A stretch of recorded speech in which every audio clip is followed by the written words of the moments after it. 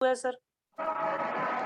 जो भी चीजें शिखर पे रहती हैं, मतलब व्यक्ति जब भी उच्च स्तरीय उच्च पद पे रहे, वो सारा का सारा पॉइंट केतु है। शिव के मस्तक पे रहने वाली सारी चीजें केतु हैं। हमारे सिर के बाल ये सारे केतु हैं। सर के जितने भी बाल होते हैं ये सारा केतु होता है। ठीक है। अच्छा, ठीक है हाँ। सर। पतली नुकीली चीज हमेशा केतु को इंडिकेट करती है। हम मंदिर में देखते हैं और वहां पे कलश लगाते हैं। कलश कैसा होता है? ऊपर से एकदम नुकीला और पतला।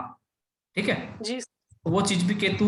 शिव की जटा पे गंगा होती है। चंद्रमा कैसा होता है? वहां से एकदम नुकीला बताया जाता है, अर्ध चंद्रमा बताया जाता है, आधा चंद्रमा नुकीला होता है, वो भी केतु। ठीक है ना। गंगा की धार निकलती है, वो भी पतली सी निकलती है, वो भी केतु। जो भी पतली और नुकीली और तीखी चीज होती है वो सारा केतु को इंडिकेट करता है। और ये शिखर पे रहता है हमेशा। ठीक है ना। पहाड़ चढ़ते हैं तो पहाड़ नीचे से बड़ा होता है, ऊपर जाते हो जाते एकदम पतला होता जाता है। ठीक है ना। जी। तो सारा केतु है। डिस्टरबेंस आ रहा है सर। ये किसका आवाज आ रहा है? पता नहीं, डिस्टरबेंस बहुत है, मुझे समझ ही नहीं आई आपकी बात।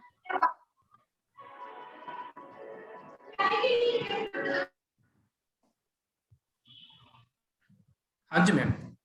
समझ में आया ना? सारा का सारा जो भी ऊपरी भाग होता है वो सारा केतु होता है। ठीक है। जी। हाँ, इसलिए चंद्रमा शिव के जो मस्तक पे चंद्रमा है और शिव के मस्तक पे जो गंगा है, या हमारे जो जी। मस्तक पे जो बाल होते हैं, ठीक है ना, पतली नुकीली चीज होती है, वो सारा केतु को इंडिकेट करता है, सीधी सी बात।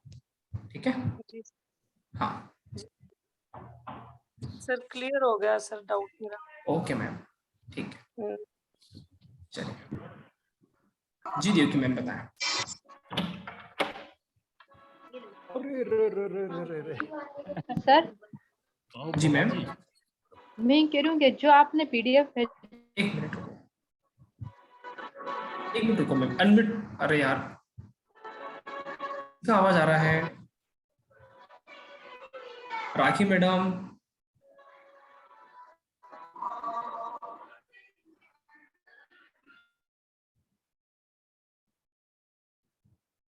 जी मैम, आप अनम्यूट करिए, देवकी मैम अनम्यूट करिए।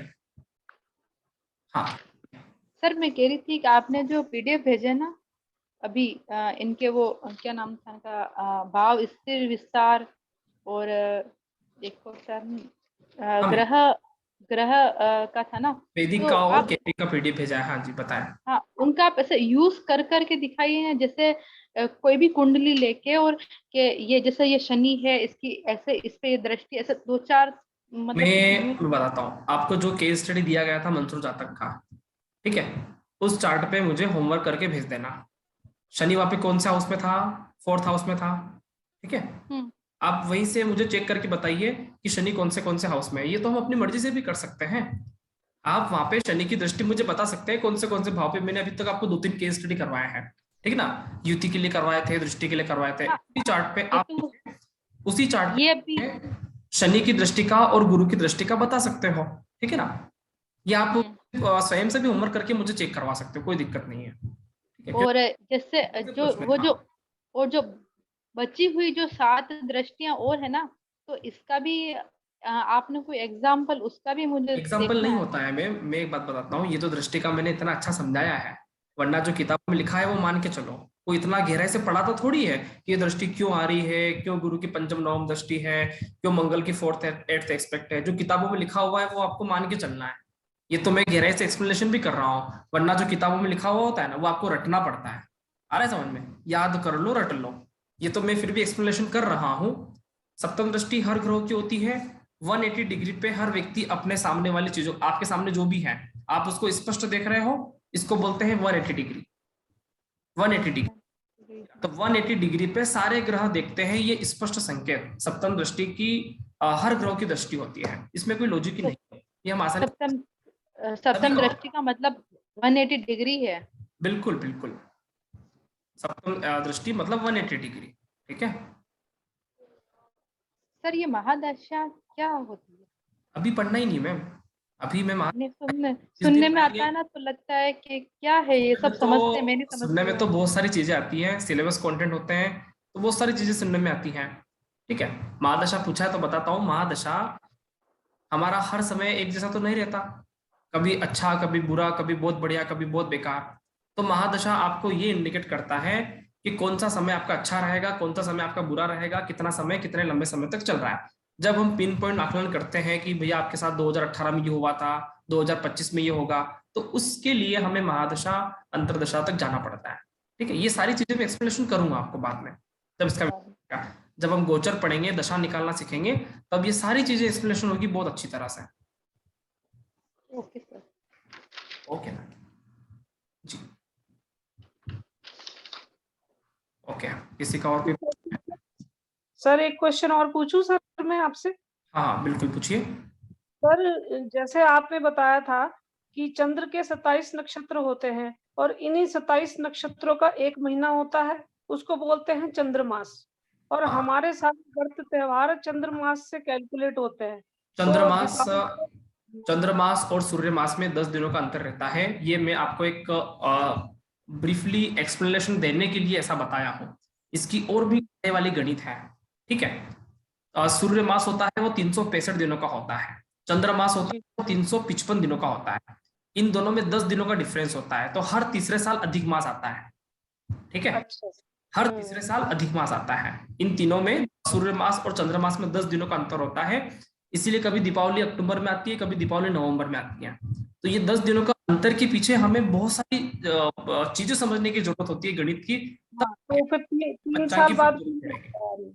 अब मतलब समझ आ गया मुझे कि 3 साल बाद वो आता है, तो अधिक मास फिर उसमें 13 महीने होते हैं सर। बिल्कुल, हर तीसरे साल 13 महीने हो जाते हैं अपने हम्म, पंचांग से, हिंदी कैलेंडर से, क्योंकि जी मास और चंद्रमास का 10 दिनों का डिफरेंस है। ठीक है ना, जी मास जल्दी खत्म हो जाता है। इसको पुरुषोत्तम मास भी कहा जाता है, फिर वो व्रत त्योहार के लिए बनाया जाता है। ठीक है, ऐसा। जी जी जी, ठीक है सर, ठीक ठीक है, है। ओके। Thank you sir. जी मैम, किसी का प्रश्न हो तो आप हैंड राइज कर सकते हैं। जी टंडन सर। जी सर। हेलो। नमस्कार सर। हाँ, नमस्कार जी। अच्छा, मैं ये जानना चाहता हूँ, आपने जैसे कहा ना कि मंगल की दृष्टि जो है 7वें 8वें ये 4th 7th और 8th भाव में होती है, हम्म, तो उस भाव में कोई ग्रह होना चाहिए तो ही ये इसका लाभ मिलता है या कैसे? मैं मैं ये बताता हूँ। देखो, हम्म, 4th 7th और 8th एस्पेक्ट होती है। ठीक है, हम्म, हम्म, तो ये उस भाव की रक्षा करेगा। ठीक है, लेकिन उस मतलब मंगल जिसको देखता है, तो वहां पे थोड़ी सी, आप ऐसा बोल दो कि थोड़ा सा व्यक्ति गुस्सेबाज हो जाता है। ठीक है ना, मंगल का पैदाइशी गुण है कि वो थोड़ा सा गुस्सेबाज हो जाता है। तो मान लो कि मंगल ने चंद्रमा को देखा, तो व्यक्ति का मानसिक स्थिति हमेशा गुस्सेबाज रहेगा, उससे बात करो तो उसको गुस्सा आएगा।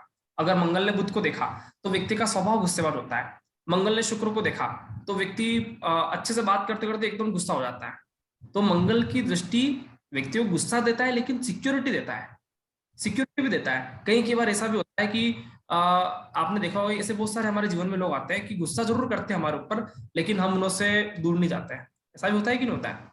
तो वो सिक्योरिटी भी देता है। तो मंगल उस तरह की सिक्योरिटी में बांध के रखता है, गुस्सा जरूर करवाएगा लेकिन बुरा नहीं करवाएगा। ठीक है, लेकिन 4th 7th 8th में ये चंद्र शुक्र ये ग्रह होने चाहिए वहां पर या नहीं नहीं खाली नहीं, हो स्थान? देखो 4th 7th 8th में दृष्टि पड़ती है, तो व्यक्ति फैमिली को सिक्योर्ड बनाएगा। ठीक है ना, फैमिली की सुरक्षा करना उसका पहला धर्म होगा, क्योंकि चतुर्थ भाव परिवार का, घर परिवार का है ना। अगर एस्पेक्ट होगा तो पार्टनर को सुरक्षा देता है। ठीक है ना, किसको लगता है, कोई सोचता है ना कि मेरा पार्टनर अल्पायु होगा कि मेरा पार्टनर दीर्घायु होगा। तो मंगल की अगर एस्पेक्ट 7th हाउस पे आती है, तो व्यक्ति का पार्टनर की उम्र होती है। ठीक है ना, चाहे ग्रह हो या ना हो वहां पर कोई बैठा कोई हो, भी ग्रह हो कोई फर्क नहीं पड़ता। अगर मंगल ने 7th हाउस को देखा, नहीं नहीं बैठा ही ना हो, कोई भी ग्रह ना हो, खाली हो, वो भाव हाँ खाली हो। बिल्कुल, खाली हो और कोई भी ग्रह हो तो भी दिक्कत नहीं है, वो सुरक्षा करेगा। मंगल की दृष्टि हमेशा सुरक्षा करने वाली होती है, व्यक्ति उस भाव की सुरक्षा करता ही करता है। ठीक है जी, इसलिए क्या बता रहा हूँ कि कभी हाँ, कभी चाहे हमारे जैसे पास, हाँ हाँ, जैसे अब शनि का भी बोला आपने, धन हाँ और, तो इसका भी वही देखना पड़ेगा हमें कि चाहे वहां पर तीसरे 7वें और 10वें भाव में कोई भी ग्रह ना बैठा हो तो भी दिक्कत तो नहीं है। आदमी को धन और कर्म से लाभ देगा। मैं एक बात बताता हूँ, अगर तीसरे 7वें 10वें में कोई ग्रह बैठा हो या ना बैठा हो, कोई फर्क नहीं पड़ना है। शनि ने भाव को देखा ना, तो उस भाव से जुड़ी हुई चीजें अपने कर्म स्थान में आएगी। मतलब उस भाव से जुड़कर व्यक्ति कर्म करेगा, उससे जुड़कर व्यक्ति पैसा कमाएगा। मान लो किसी का छठे भाव देखना है, तो छठे भाव से क्या चीज होती है? छठे भाव अपना कंपटीशन का होता है, छठा भाव नौकरी का होता है, छठा भाव हार्ड वर्क का होता है। तो व्यक्ति कठिन मेहनत करता है, ऐसे डरने वाला नहीं होता। उसको बोल दो कि यार तेरे को संघर्ष करके यहाँ जाना है, तो वो संघर्ष करके व्यक्ति मेहनत करेगा, ऐसा मान के चलो आप। क्योंकि शनि ने देखा है ना, डेफिनेटली संघर्ष करके वो आगे बढ़ेगा, नौकरी भी करेगा तो संघर्ष करके आगे बढ़ेगा, ऐसा हिम्मत रखता है हर काम में। सर ये काल पुरुष की कुंडली से बता रहे हैं आप? तो अपनी जन्म कुंडली से भी देख सकते हो। कुंडली में शनि कहाँ दिखता है? तृतीय भाव में और 10th हाउस में, ठीक है ना। तो तृतीय भाव और 10th हाउस नैसर्गिक हमारे काम करने के होते हैं। अगर आपकी कुंडली में मान लो शनि तीसरे भाव में बैठा, सपोज करो, कहाँ देखेगा शनि? पंचम भाव में देखेगा, सर ठीक है। उसके बाद नवम भाव में देखेगा सप्तम दृष्टि से, जी सर, ठीक है। और फिर 12th हाउस में देखेगा। तो पंचम, नवम और 12th से जुड़कर व्यक्ति के पास पैसा आएगा। पंचम और नवम धर्म त्रिकोण हो गया, व्यक्ति धर्म के काम से पैसा कमा सकता है। 12th हाउस विदेश हो गया, व्यक्ति विदेश से जुड़कर पैसा कमा सकता है, या उसके पास विदेश से ग्राहक आ सकते हैं, बाहर से ग्राहक आ सकते हैं। ऐसा आप समझ के चले, ठीक है जी सर। हाँ, अपनी कुंडली से देखना है, अपनी कुंडली से देखना है सर, अपनी कुंडली से देखना है। जहाँ पे शनि हो वो जहाँ पे शनि बैठा है और शनि जहाँ देख रहा है, उस स्थान से आपकी सोर्स ऑफ इनकम आएगा। लाइफ में सोर्स ऑफ इनकम उस स्थान से बनना ही, क्योंकि आपका वहां पे पैसा लिखा हुआ है, ठीक है जी। हाँ, अच्छा मुझे एक बात और समझनी है कि आप ये जैसे आपने बोला धन कर्म शनि का जो इससे ये देखना है, तो ये हमें देखना पड़ेगा कि उस भाव में उस भाव का क्या क्या काम है। ये सारी चीजें में कैरियर पढ़ेंगे ना अपन, तब मैं आपको हर चीजें सिखाऊंगा, 1 से 12 भाव के सारे कार्य सिखाऊंगा, तो आपको और भी आसानी समझ में आएगा। हाँ बिल्कुल बिल्कुल। तो कैरियर सीखूंगा ना, तो कौन सा छठे भाव से कौन से कार्य होते हैं, सप्तम भाव से कौन से कार्य होते हैं, सारी चीजें सिखाऊंगा।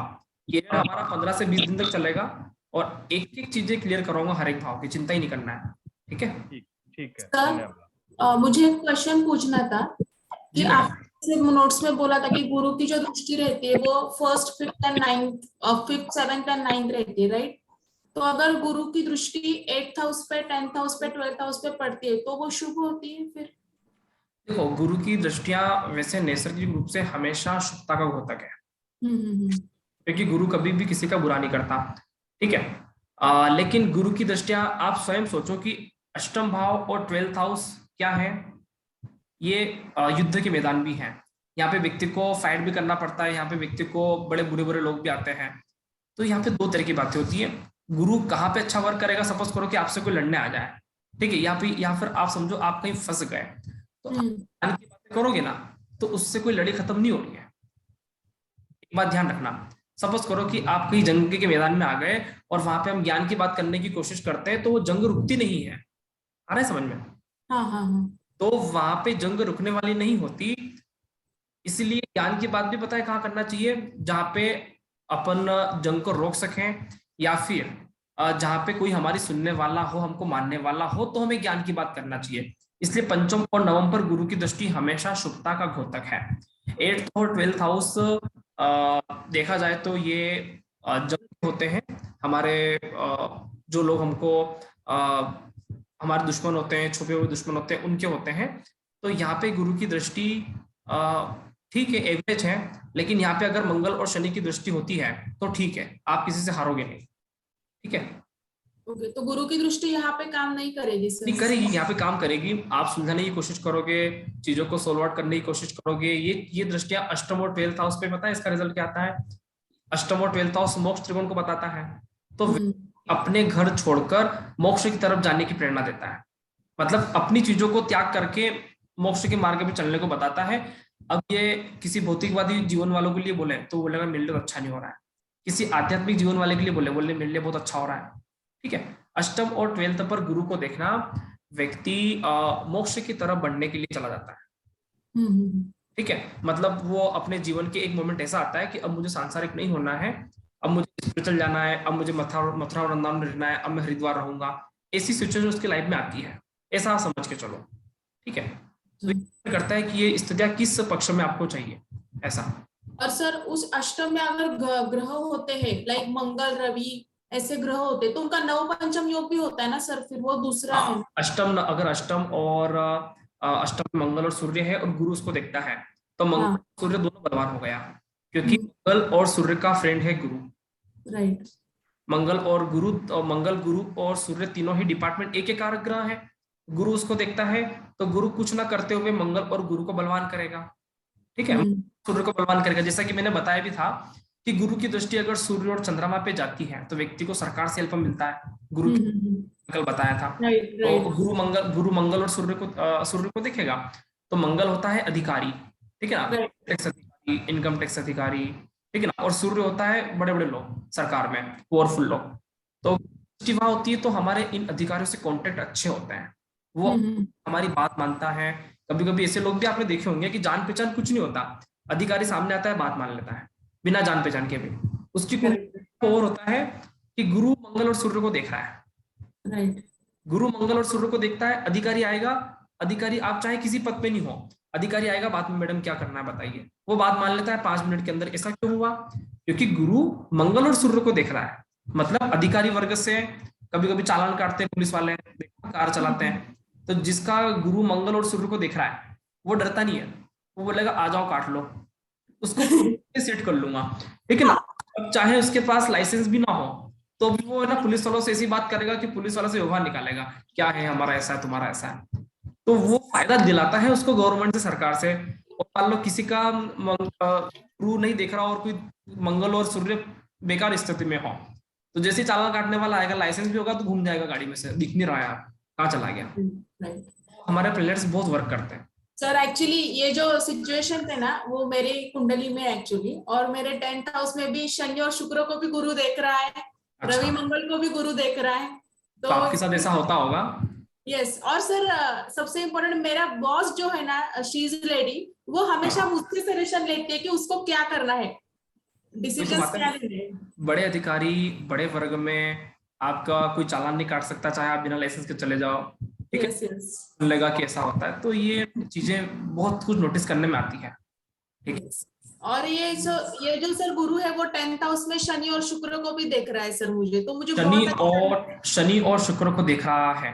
तो शनि और शुक्र दोनों धन कमाने की मशीन है, जैसे विराट धन बनाने की मशीन है ना, शनि और शुक्र धन बनाने की मशीन है। शनि कर्म कारक है, शुक्र पैसा है, मतलब व्यक्ति के पास पैसा बहुत होगा, ठीक। तो पैसा बहुत अब होगा आपके पास, आपको ओके, ठीक है। तो इस तरह से हम अपनी लाइफ में इन चीजों को देख सकते हैं। मंगल और सूर्य गवर्नमेंट को बोल दिया, अधिकारी का बोल दिया, तो अपनी लाइफ में छोटी छोटी चीजों को लेकर चलो। गाड़ी चलाते हो तो ये अधिकारी, पुलिस वाले अधिकारी ही होते हैं, सेल टैक्स वाले, पुलिस वाले, दुकान चला रहे हो तो इनकम टैक्स वाला आ गया, सेल टैक्स वाला आ गया, ये सारे अधिकारी ही हैं। इनको आप समझने की कोशिश करो, ठीक है। Thank you so much sir. जी मैम, जी देवकी मैम, आपके प्रश्न है क्या कुछ? Yes sir. जी बोलिए मैम। सर जैसे कुंडली में ये जो ग्रह नक्षत्र चेंज होते रहते हैं, जैसे हमने देखा कि मैंने अपना लग्न का अपनी कुंडली निकाली, तो अभी जैसे मैं अगर करंट टाइम का देखूं तो कुछ परिवर्तन मिलेगा मुझे वापस? देवकी मैडम, आप मेरे को ऐसा लगता है कि YouTube और Facebook और WhatsApp की दुनिया से बाहर आ जाओ। अभी लोग बोल रहे हैं कि ग्रह दशा चेंज हो रही है, ये परिवर्तन होगा, वो अभी यार इतना आगे क्यों बढ़ रहे हो? कंसल्टेंसी नहीं ले रहे हो आप मेरे से, आप मेरे से टीचिंग ले रहे हो। आप इस बात को समझने की कोशिश करो। आप मुझसे अपनी कुंडली का कंसल्टेंसी नहीं करवा रहे। हमेशा ऐसा पढ़ो कि हम कुछ सीख रहे हैं, ठीक है। ये सारे सब्जेक्ट अपने गोचर के विषय के हैं, ये सारे सब्जेक्ट गोचर के हैं। ग्रह बदलता है, हर एक टाइम व्यक्ति का बदलता है, हर एक चीजें बदलती है। आ रहा है समझ में? अगर कोई भी चीजें चेंज होगी ना तो अपनी कुंडली पे असर करता ही करता है। अभी मान लो राहु केतु की राशि परिवर्तन हो रहा है, गुरु शनि की राशि परिवर्तन हो रहा है, ये सारा गोचर का सब्जेक्ट है ना। तो ये परिवर्तन होंगे, हर व्यक्ति के चार्ट में बदलाव आएगा, ठीक है।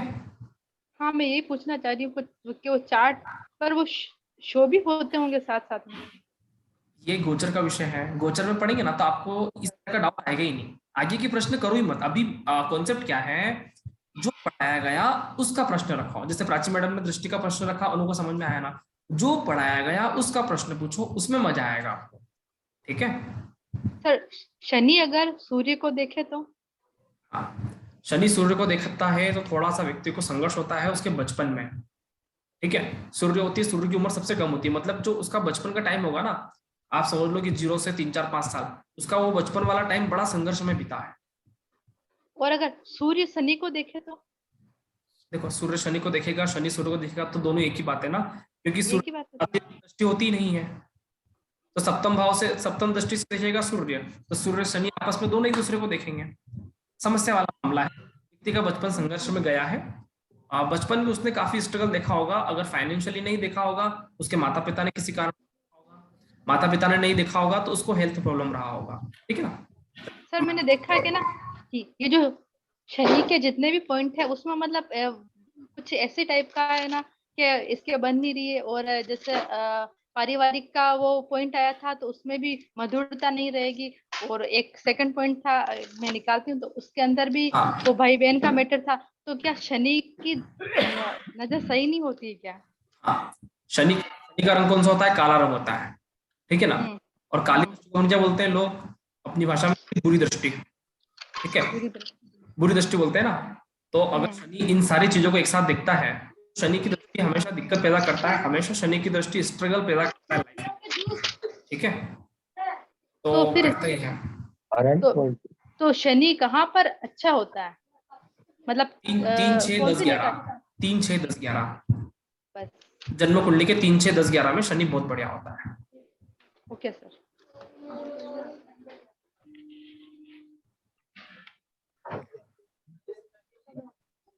जी सर, नमस्कार सर। नमस्कार सर, युति से जुड़ा हुआ मेरा एक क्वेश्चन था। बोलिए सर। सर मेरी कुंडली में, जैसे मैं अपनी ही कुंडली देख रहा था सर, सूर्य और शुक्र एक 17 डिग्री पे है, एक 13 डिग्री पे है सर। ठीक है, दोनों एक ही लग्न में ही बैठे हैं सर। ठीक है, और तो सर इसमें जो है सूर्य के इतने पास जो होता है, एक तो अस्त होता है सर, 6 डिग्री से कम जो है अस्त होता है सर। बिल्कुल। तो इसमें शुक्र अस्त हो गया सर। हाँ, और 6 डिग्री से कम दोनों का डिफरेंस है, तो ये युति भी है इनमें, क्योंकि इनका जो राशि और नक्षत्र दोनों सेम है सर। हाँ जी, हाँ जी, दोनों ही इनके स्वामी जो है, नक्षत्र के स्वामी और राशि के स्वामी दोनों ही सेम है। तो इसमें सर हम इसको अस्त मानेंगे, दोनों को साथ कार्य करेंगे, मिलके कार्य करेंगे, तो सर इसको कैसे इंटरप्रेट करेंगे सर इसको? हाँ, अच्छा क्वेश्चन है। इसको हम अस्त भी मानेंगे और इसको हम युति में भी मानेंगे।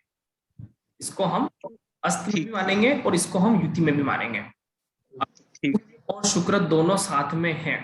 हाँ जी सर। बात तो ये है कि वो सोच रहा है कि मेरे को सांसारिक जीवन बहुत बड़ा मिल जाएगा, या मेरे बहुत ज्यादा बड़ा मकान, गाड़ी, घोड़े, बंगले जैसा सुख मिलेगा, तो इस बात से नजरअंदाज करो। ठीक है, ठीक सर। सांसारिक सुख मिलेगा नहीं। ठीक है ना, क्योंकि सूर्य के साथ शुक्र है तो थोड़ा सा सांसारिक सुखों में कटौती करता है और मोक्ष की तरफ बढ़ाता है। लेकिन सूर्य और शुक्र का साथ में होना, उसको हम ऐसे प्रेडिक्ट कर सकते हैं कि शुक्र चरित्र का कारक के साथ में सूर्य है, राम है, तो व्यक्ति चरित्रवान जरूर होगा सर। व्यक्ति चरित्रवान होता है, व्यक्ति का कैरेक्टर काफी अच्छा होता है, लेकिन उसको सांसारिक सुखों की कमी किसी न किसी रूप में मिल सकता है। फाइनेंशियली मिले, से मिले, या अपने शरीर से मिले। फाइनेंशियली मतलब उसको किसी न किसी रूप से उसको दिक्कत होती है, ऐसा आप मान के चलो। ठीक है, लेकिन कैरेक्टर वाइज व्यक्ति बहुत अच्छा होता है, दिल का बहुत अच्छा होता है। ठीक है, और ऐसी स्थिति में 2 पॉइंट बनते हैं। सूर्य अग्नि का कारक है और शुक्र जल का कारक है। ठीक है, शुक्र जल का कारक है, शुक्र का आप खाद्यान्न बोल दो, शुक्र का भोजन बोल दो, इसका कारक है। भोजन कब बनता है? जब अग्नि चलती है जी, राइट। बिना अग्नि के तो भोजन पका नहीं सकते हैं। तो एक तरह से सूर्य और शुक्र रिलेशनशिप अच्छा भी है कि ये भोजन बनाता है, लेकिन जब बहुत ज्यादा अग्नि जल जाती है तब क्या होता है? भोजन जल जाता है। ठीक है, जल भी जाता है ना।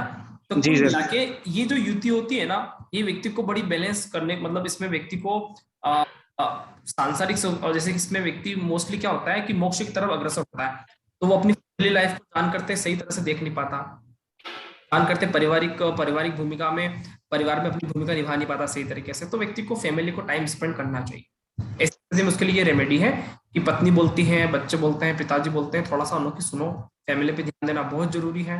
ठीक है, युति ये बताता है कि हमें अगर इसको भोजन को पकाकर चलना है तो सबकी बैलेंस करके चलना ही होगा।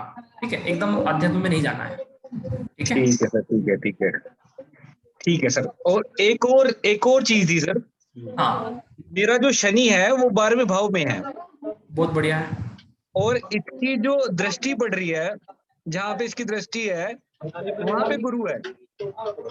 तीसरे जो इसका जो तीसरा है, यहाँ से शनि से हम काउंट करेंगे सर, तीसरा शनि से काउंट कर रहे हैं तीसरा, तो वहां पे गुरु बैठा है।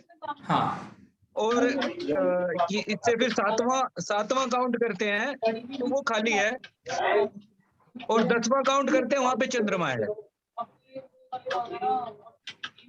चंद्रमा के ऊपर शनि की दृष्टि पड़ रही है, गुरु के ऊपर शनि की दृष्टि पड़ रही है। हाँ जी, ठीक है, इसका मतलब ये हुआ। एक बात थी सर, एक मिनट सर, इसमें हम जैसे एक ग्रह बैठे हैं। मैं सबको अनम्यूट करता हूँ, पहले सबको म्यूट करना पड़ेगा यार।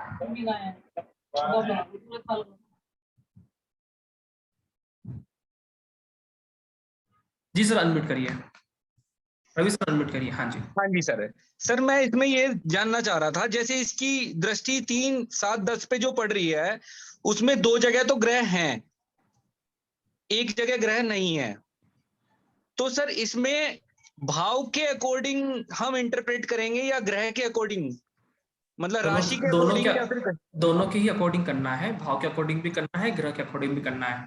ठीक है, कैसे आपको पता ही रखा है कि भाव के अकॉर्डिंग पता ही रखा है कि वहां से धन देगा। अब ग्रह के बीच में गुरु और चंद्र जैसा बता रहे हो। हाँ जी सर। शनि को चंद्र देखता है तो व्यक्ति को हर काम व्यक्ति का डिले होता है, व्यक्ति में थोड़ा सा आलसीपना भी रहता है, व्यक्ति थोड़ा सा लेजी भी होता है काम करने को लेकर। ठीक है ना, होता है। और गुरु को देख रहा है तो जो व्यक्ति के जो घर के बड़े लोग हैं उनका जीवन संघर्ष में रहता है सर। ठीक है सर, आपके माता का या फिर आपके घर में जो बड़े लोग हैं उन्होंने काफी स्ट्रगल देखा है अपनी लाइफ में, ऐसा मान के चल सकते हो। बिल्कुल सर, बिल्कुल। हाँ, तो ऐसा होता है। ठीक, तो सर ये तो हो गया ग्रह के अकॉर्डिंग सर। छठे को अब जैसे ये जो छठा भाव जो है सर, छठे भाव को देखता है तो व्यक्ति हार्ड वर्क करता है, जैसे फर्स्ट टाइम बताया, उन चीजों से जुड़ पैसा कमाता है। नवम भाव से जुड़कर व्यक्ति का रुझान बनेगा, धर्म में जुड़कर व्यक्ति पैसे कमा सकता है, इन चीजों से व्यक्ति पैसा कमाता है। सेकंड भाव में शनि ने दृष्टि देखा तो मतलब फैमिली के जॉइंट फैमिली जुड़कर व्यक्ति पैसा कमाएगा, ऐसा अपन कह सकते हैं। ठीक है, शनि की दृष्टि पैसा कमाने को देता है, बीच में कोई ग्रह आ जाते हैं तो थोड़ा सा आप उसको अलग तरह से इंटरप्रेट करना चाहिए। ठीक है, इसको आप अलग अलग तरह से समझ के चलो। इसको एक और उदाहरण बताता हूँ। इंटरनल प्लेनेट जितने भी होते हैं, बुध और शुक्र, ये तीनों प्लेनेट इंटरनल होते हैं जी। तीनों प्लेनेट को देखता है तो ज्यादा नुकसान करता है उसके फैमिली लाइफ को लेकर, खासकर। ओके सर, फैमिली लाइफ को लेकर। बाकी बड़े एक्सटर्नल प्लेनेट को देखता है तो कोई ज्यादा दिक्कत वाली बात नहीं है, लेकिन इंटरनल प्लेनेट को देखता है तो थोड़ा सा फैमिली लाइफ को लेकर व्यक्ति में तनाव रहता है। जी सर, जी। मतलब हमें भाव भी देखने हैं और ग्रह भी देखने हैं। एक एक चीज पकड़ के चलो, धीरे धीरे सारी चीजें समझ में आएगी। ठीक है, ठीक है सर, ठीक है। Thank you sir, thank you, मजा आ गया सर, थैंक यू सर। जी सर, संकल्प सर। सर प्रणाम सर। नमस्कार सर ये जानना चाह रहा था, जैसे आपने बताया कि मंगल 4, 7 और 8 की दृष्टि देखता है, तो जैसे इसे देखेंगे सर तो जहां मंगल स्थित है वहां से काउंट करेंगे या जहां लग्न शुरू होता है वहां से? नहीं, मंगल जहां बैठा है वहां से काउंट करेंगे। अगर मान लो चतुर्थ भाव में बैठा हो तो चतुर्थ जी सर करेंगे। जी सर। अब जैसे सर मेरी कुंडली में जो मंगल है वो 0 डिग्री का है सर, 3rd हाउस में। कोई बात नहीं सर, तो तीसरे से काउंट करेंगे अपन। ठीक सर।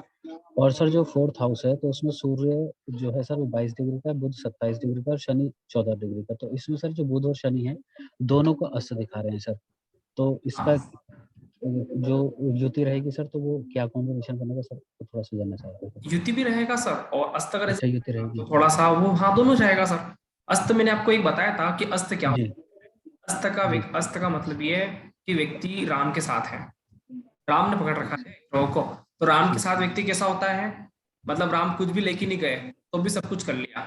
मतलब अस्त ग्रह का एक और बात ये कि आप खाली हाथ भी निकलोगे घर से तो आप एक बहुत बड़ा समुदाय खड़ा कर लोगे, ठीक है ना। अस्त ग्रह का एक ये भी रिजल्ट आता है, राम जी खाली हाथ गए थे, ठीक है ना, जी सर। लौट के आए तो वो बहुत बड़ा साम्राज्य बना, अयोध्या में नहीं थे, उससे बड़ा साम्राज्य उनका था, ठीक है।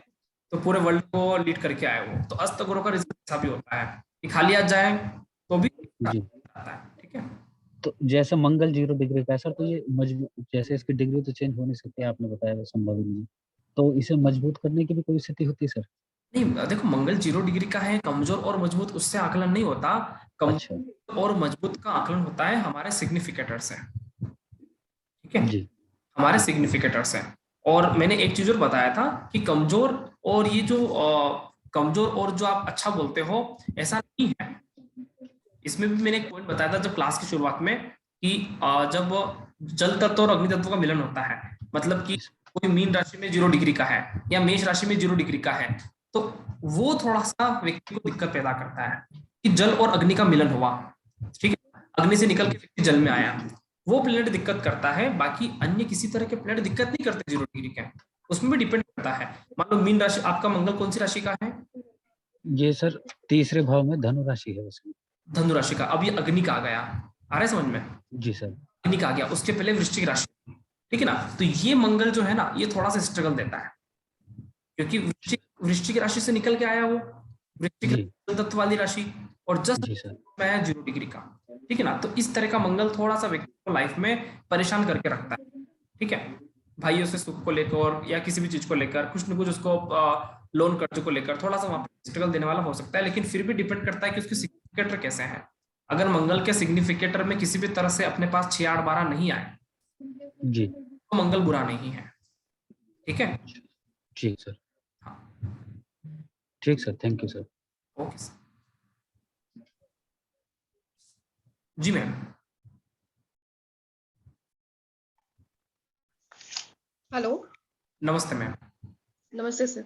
सर मेरे कुंडली में मंगल की दृष्टि 5वें भाव में है जिसमें केतु है, और 9वें भाव में है जिसमें शनि है, और गुरु की दृष्टि है भाव 6ठे भाव में और 10वें भाव में जिसमें कोई ग्रह नहीं है। आफ्टर दैट शनि की दृष्टि है भाव 11 में जिसमें चंद्र और राहु दोनों है, और भाव 6ठे पर जिसमें कि कोई भी ग्रह नहीं है। तो इसका क्या मतलब कुछ आइडिया? अब इसका रिजल्ट मेरे को बताना चाहिए या फिर हमें खुद करना चाहिए? मुझे एक बात बताओ, मैं तो बता दूंगा एक तरह से। आप नहीं सर, एक्चुअली कल का क्लास आप स्वयं बताओ ना, एक एक चीज को लेके बताओ। आप खुद आकलन करोगे ना कि सर मंगल की दृष्टि पंचम भाव पे है तो क्या मुझे इससे इसमें धर्म त्रिकोण में सिक्योरिटी मिलेगी, क्या मैं धर्म के मामले में अच्छा कार्य कर सकूंगी क्या, तो कितना अच्छा लगता है। आप खुद बोलो ना, मैं आपको समर्थन करूंगा ना गलत बोल रहे हो। सर शनि की दृष्टि 6ठे भाव में है तो क्या मैं मेहनत करूंगी क्या, तो ऐसा होगा ना। आप मेरे से पूछो, आप बताने की कोशिश करो। मैंने तो बताया ना फॉर्मूला, आज आप आपकी कुंडली मेरे को बता दोगे, आपके रिश्तेदारों की कुंडली मेरे से बता दोगे। जब कोई क्लाइंट आएगा तब क्या राहुल महेश्वरी को याद करोगे? सामने से क्लाइंट कल का क्लास मिस हो गया था ना, तो तब क्या करोगे? क्लास मिस हो गया तो अपने पास एक दिन होता है, अपन उसको नोट कर सकते हैं। हमेशा आप मेरे से क्वेश्चन पूछ लो कि अपनी कुंडली का, मैं बता दूंगा, लेकिन प्रैक्टिस कहाँ करोगे? आप ऐसे क्वेश्चन मत पूछो, आप उसको उत्तर लिख के बताओ। सर मंगल की सिक्योरिटी वाली दृष्टि आपने बताया, मंगल मेरा 2nd हाउस में है, पंचम भाव को देखता है और 9वें भाव को देखता है, ठीक है, पंचम और 9वें को देखता है, तो सर ये कहाँ पे सिक्योरिटी देगा? तो ये सिक्योरिटी सर विद्या, सर मैं बोल सकती हूँ? एक मिनट मैम, तो सर मैं आंसर दे सकती हूँ इसका? मेरे बात दे देना है ना, मैं बताता हूँ। ओके। पंचम और 9वें को सिक्योरिटी देता है तो अपने बच्चों को, अपने पिता के लिए सिक्योरिटी वाला होता है। या फिर ऐसा बोल सकते हैं कि धर्म के कार्य में व्यक्ति सिक्योर रहेगा, अपनी बात का पक्का रहेगा, धर्म की बात का पालन करने वाला होगा। सिक्योरिटी देता है ना, मतलब धर्म का पक्का रहेगा। उसको बोल दो कि तू इसका पूजा मत कर, उसका पूजा कर ले, तो ऐसे नहीं बदलेगा, वो बोलेगा धर्म सब एक है। वो इतना विश्वास करने वाला व्यक्ति होता है, सिक्योरिटी देता है। ऐसे इसका आकलन करो, आपको भी अच्छा लगेगा। अच्छा लगा ना अभी किस तरह सिक्योरिटी देता है? हमें कभी भी क्वेश्चन पूछने ना, प्रिडिक्शन के पॉइंट ऑफ व्यू से क्वेश्चन पूछो, आपके फायदे के लिए बता रहा हूँ। हमें क्वेश्चन ऐसे पूछना है जैसे हम स्टूडेंट हैं, ये किसी और का चार्ट है, ठीक है। अब हमें कैसे प्रिडिक्शन करना है, ऐसे प्रिडिक्शन करना है, ठीक है मैम। जी मैम बताइए, क्या बता रहे थे? सर मैं यही बोलने वाली थी। क्या बोलने वाले थे? सर ये मैम ने पूछा ना वो कि 5th हाउस पर एस्पेक्ट आएगी तो बच्चे और संतान और विद्या के लिए अच्छा हो जाएगा। देखो क्या नाम है आपका? हैप्पी। हैप्पी नाम ही हैप्पी है क्या? और 9th पर एस्पेक्ट आ जाएगी तो आध्यात्मिकता के लिए, गुरु के लिए वगैरह के लिए अच्छा होगा। आ गया मैम, उत्तर मिल गया आपको मैम? हाँ जी जी मिल गया सर। ना? हमारे क्लास में स्टूडेंट बड़े होशियार हो गए हैं अब वो इसलिए डिस्कशन करने में ये फायदा है, ठीक है, कि इस तरह से मंगल की दृष्टि सिक्योरिटी वाली दृष्टि, शनि की दृष्टि जहां पड़ी उस भाव से पैसा आएगा, इतनी सी बात याद रखो, और गुरु की दृष्टि जहां पड़ी उस भाव से जुड़कर आपको ज्ञान मिलेगा। अब तो मंगल की दृष्टि थी जो पंचम और नवम पे आई, अगर गुरु की दृष्टि पंचम और नवम पे आती तो व्यक्ति बहुत ज्ञानी होता। आ रहा है समझ में? यहाँ पे सिक्योरिटी है, वहां पे बहुत ज्ञानी होता, ठीक है ना। शनि की दृष्टि आती धर्म से जुड़ के पैसा, सर एक चीज कमाता। हाँ एक चीज मैं ये कह रहा था कि मंगल अगर पंचम को देख रहा है तो नवम को तो वो देख ही नहीं सकता, अष्टम को जरूर देख लेगा। नहीं देखेगा ना सर, अगर मंगल सेकंड हाउस में बैठा होगा वो अपनी एट्थ दृष्टि से नवम को देखेगा। अच्छा जी जी। मंगल की अष्टम दृष्टि होती है ना, अगर मंगल सेकंड हाउस में बैठेगा तो पंचम को भी देखेगा, अष्टम को भी देखेगा और नवम को भी देखेगा। ठीक है सर? जी जी यस। हाँ सर, 2 में बैठ के तो अष्टम को देखेगा, ठीक है ना, और 8वीं दृष्टि से नवम को भी देख लेगा। बिल्कुल। मंगल का सेकंड हाउस में बैठना मतलब एक बात स्पष्ट याद रखो कि आप धर्म के मामले में बहुत सिक्योर्ड हो, आपके संतान और आपके पिता के बारे में ज्यादा सोचते हो, प्रिडिक्शन करने का तरीका सीखो। सेकंड भाव में मंगल बैठा हो तो क्या बोलेंगे, आपको अपने फैमिली की बहुत ज्यादा चिंता है। लोग बोलेंगे यार क्या प्रिडिक्शन कैसे कर रहे हो, लोग ये सोचेंगे क्या कैसे देखा, लेकिन ऐसे देखा। सेकंड भाव में मंगल हो तो अपन उसको ऐसे बोलेंगे आप काफी जवाबदार व्यक्ति हो, ठीक है ना, आपको काफी चिंता होती है आपकी फैमिली के, आपके फादर के लिए, आपके बच्चों के लिए काफी सोचते हो, क्योंकि पंचम बच्चों का हो गया, नवम फादर का हो गया, तो सबके लिए सोच रहा है ना। आया समझ में? तो ऐसा अपन ऐसे प्रेडिक्शन करेंगे ना तो सामने वाला भी 2 मिनट में अट्रैक्ट होगा कि कैसे बताया, ठीक है ना। जब सेकंड हाउस भी फैमिली का होता है तो 4th भी फैमिली का होता है, तो दोनों में फैमिली और कुटुंब का रहता है कुछ। हाँ, सेकंड हाउस हमारे कुटुंब का होता है और 4th हाउस हमारे फैमिली का होता है, हमारे घर का, परिवार का होता है, ठीक है ना। लेकिन हमारी जो सारी रिश्तेदारियां होती हैं अपने कुटुंब की सारी रिश्तेदारी, जैसे दूर के मामा, दूर के मौसी, सारे सेकंड हाउस से। 4th हाउस से सिर्फ अपने घर वाले रिलेशनशिप, ठीक है ना, अपनी माता, अपने पिता जो उस घर में रहते हो, ठीक है ना, ऐसा। ठीक है, thank you thank you.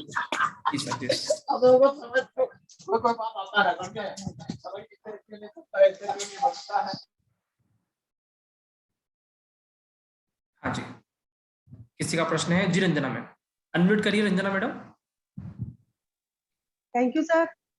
Thank you. नमस्कार सर, मुझे एक बात बताओ, सूर्य और शनि एक ही भाव में हो, माने पंचम में हो, ठीक है, और नक्षत्र भी सेम ही हो, तो क्या करें? युति में इनका क्या करेंगे? साथ में बुध भी हो और बुध बढ़िया है यार, अच्छा है। बुध अस्त भी है, वक्री भी है। बुध तो देखो, बुध तो आधे टाइम अस्त होता है, आधे टाइम वक्री होता है। बुध का तो छोड़ ही दो, बुध को सूर्य से कोई अलग नहीं कर सकता, ठीक है, बुध को सूर्य से कोई अलग नहीं कर सकता। वो कभी अस्त रहेगा, कभी वक्री रहेगा, कभी सूर्य के आगे जाएगा, कभी पीछे जाएगा, तो वो तो चलता रहता है, ठीक है। सूर्य और शनि साथ में बैठे हुए हैं तो बढ़िया कॉम्बिनेशन है, व्यक्ति विपरीत स्थिति में कार्य करने वाला होता है, ठीक है ना, क्योंकि सूर्य और शनि एक दूसरे से विपरीत होते हैं। सूर्य शनि की दुश्मनी सुनी थी? हाँ सुनी है, बाप बेटे हैं लेकिन दुश्मन है। सूर्य शनि की दुश्मनी कहानियों में सुनी होगी ना आपने, कि अपने क्या सूर्य ने सूर्य शनि की दुश्मनी, ठीक है। दोनों एक साथ रहते हैं तो दोनों अपने आप में उस भाव के लिए बहुत बैलेंस्ड रहते हैं। सूर्य बोलेगा ये कर, शनि बोलेगा ये कर, आ रहा है समझ में? उस भाव से चीजें आपको बड़ी छन छन के मिलती है, ठीक है ना, कोई भी काम आसानी से नहीं होता। वो बोलेगा ये कर, वो बोलेगा ये कर, आ रहा है समझ में? संघर्ष से सारी चीजें मिलती है उस भाव से जुड़ी हुई, ठीक है। और सर जैसे बुध वक्री भी है और अस्त भी है और अपने ही नक्षत्र में है, कोई बात नहीं ना, बैठे रहने दो, हाँ कोई फर्क नहीं पड़ता ना। अच्छा, बुध आधे ऊपर टाइम तो अस्त और वक्री होता है, ठीक है, तो बुध को तो अस्त का दोष भी नहीं लगता है, बुध को अस्त का दोष भी नहीं लगता है, क्योंकि बुध तो आधे टाइम अस्त और वक्री रहेगा, वो फास्ट चलता है और ज्यादा दिन भी नहीं रहता। 10-15 दिनों में अस्त हो जाता है, 10-15 दिन के लिए वक्री हो जाता है, बहुत कम टाइम के लिए होता है वो। अन्य सारे ग्रह लंबे टाइम के लिए होते हैं, लेकिन बुध को तो बहुत कम टाइम में उसका फ्री हो जाता है वो। ठीक है सर एक चीज और, चंद्र और राहु युति में हो तो और 10वें घर में हो, क्या करें? 10वें घर का है ये। क्या करो, शिव की पूजा करो, है ना। अच्छा हाँ, शिव नहीं, इसका में प्रिडिक्शन चंद्रमा, जटा में चंद्रमा और कंठ में जौहर, ये हो गया चंद्र राहु का कॉम्बिनेशन। ठीक है। अच्छा हाँ, राहु जौहर होता है और चंद्रमा शिव के सर पे है। अब शिव उपासना चालू कर दो करियर में सक्सेस लाने के लिए। 10वें भाव में है ना योग। अगर करियर में सफलता नहीं मिलती है, आप काम करते हो, लोग आपको अप्रिशिएट नहीं करते होंगे। ऐसा लगता है मेरे को, काम करते होंगे तो लोग आपको अप्रिशिएट नहीं करते होंगे कि रंजना मैडम आपने कार्य किया। तो मेरे बेटे की है। हाँ, बेटे के तो उन लोग को अप्रिशिएट नहीं करते होंगे, बॉस अप्रिशिएट करते होंगे। तो बहुत दिक्कत है, बताइए जितने भी योग बताए मेरे बेटे के हैं और दिक्कत बहुत है। तो फिर क्या करो, अप्रिशिएट नहीं करते ना तो उनको बोलो कि शिव उपासना करना चालू कर दो। ठीक है, शिव उपासना करना चालू कर दो, लोग उनको अप्रिशिएट करेंगे, क्योंकि शिव को अप्रिशिएट करते हैं ना। शिव को लोग सभी मानते हैं कि जय जय महाकाल, है ना। सिर पे उनका चंद्रमा, कंठ में जौहर, तो भी लोग उनको बोलते हैं कि शिव बहुत बढ़िया है। तो अप्रिशिएट उनको तभी होगा जब वो शिव उपासना बहुत प्रेम से करेंगे। ठीक है, तो सक्सेस चालू। ठीक है, ये तोड़ बता दो आपके बेटे का, है ना। ठीक है, ओके सर एक सवाल बोलो। सर सूर्य, मंगल और बुध, हाँ, ये भी एक ही भाव में हो। अब ये किसका चार्ट आया? ये मेरा है। मेरा है, बेटे का हो गया। अच्छा, ये मेरा है। ठीक है, मतलब सप्तम में सूर्य, मंगल और बुध और साथ में शनि भी है। बस करते रहो, सप्तम भाव से जुड़ी हुई समस्याओं का फेस करते रहो। मेरा है इसलिए मुझे, अब क्या करूं ये बताओ, मैं क्या करूं? कुछ नहीं करो, 4 बैठे हुए एक साथ बैठे हुए और ये एक ही नक्षत्र में है, सूर्य, मंगल और बुध। कोई बात नहीं मैम, सप्तम भाव में वैसे 3 पापी प्लैनेट होते हैं, तो थोड़ा सा व्यक्ति को दिक्कत देता है। ठीक है ना, पति को परेशानी होती है, हेल्थ प्रॉब्लम होता है, या पति से थोड़ा सा मनमुटाव होता है, डेफिनेटली होगा, क्योंकि पापी और क्रूर प्लैनेट उसका वर्क करेंगे। ठीक है, और वैसे भी ये सारी चीजें बता रहा हूँ, लोग बोल रहे हैं सर कैसे बता रहे हैं, ये सारी चीजें मैं विवाह के टॉपिक में समझाऊंगा। कोई भी सुनने वाले व्यथित ना हो, चिंता ना करें कि राहुल सर क्या कह रहे हैं। मैरिज के टॉपिक में ये सारी चीजें बताऊंगा, लेकिन मैडम का प्रश्न आया तो मैडम की संतुष्टि के लिए बता रहा हूँ कि थोड़ा सा ऐसा होता है, उसके उपाय में मैरिज का टॉपिक चलेगा ना तब बताऊंगा भी से कि फिर क्या करें। ठीक है मैम। और सर यदि अष्टम बृहस्पति हो तो? ऐसा नहीं चलेगा, हम कुंडली की डिस्कशन नहीं कर सकते हैं, ऐसा करना अच्छी बात नहीं है क्लास। अच्छा ठीक है सर। हाँ, तो मुझे आप तो क्वेश्चन, डाउट एंड डिस्कशन पूछो तो वहां तक बहुत अच्छा लगता है। नहीं सर, हमारा एक मिनट बस, एक सवाल का जवाब दे दीजिए कि जैसे चंद्रमा भी अपने ही नक्षत्र में हो और अस्त भी हो, फिर इसका रिजल्ट क्या निकलेगा? चंद्रमा अस्त होना, हाँ, सूर्य के आसपास होना, सूर्य के साथ ही है, मतलब अमावस्या योग बन गया। हाँ बढ़िया, वो व्यक्ति अमावस्या के दिन पैदा हुआ है, सीधी सी बात। सीधी सी बात। अमावस्या का योग पैदा हुआ, अमावस्या वाले योग, अमावस्या में क्या होता है, प्रकाश कम दिखता है, तो व्यक्ति की लाइफ में प्रकाश कम होगा। व्यक्ति को हर चीजों के लिए थोड़ा सा ज्यादा अतिरिक्त प्रयास करने की जरूरत है, एडिशनल लैंप लगाने की जरूरत पड़ती है लाइफ में। तो थोड़ा सा मेडिटेशन करो, ठीक है ना, थोड़ा सा गुरुत्व की पावर बढ़ाओ, क्योंकि गुरु होता है प्रकाश वर्ष। ठीक है ना, वर्षों वर्षों तक प्रकाश चले उसको कहते हैं गुरु। तो अमावस्या को कर दे पूनम, उसको बोलते हैं गुरु। तो उसको बोलो कि लाइफ में कोई अच्छा गुरु बनाए, ठीक है, नहीं मिले तो भगवान कृष्ण को गुरु माने, उन की गीता पढ़े, बेड़ा पार होगा, बहुत अच्छा है, कोई दिक्कत नहीं है। ठीक है, चलिए नेक्स्ट। सर मैं एक प्रश्न, एक मिनट, दिव्या मैडम का प्रश्न लेते हैं। ओके जी मैम।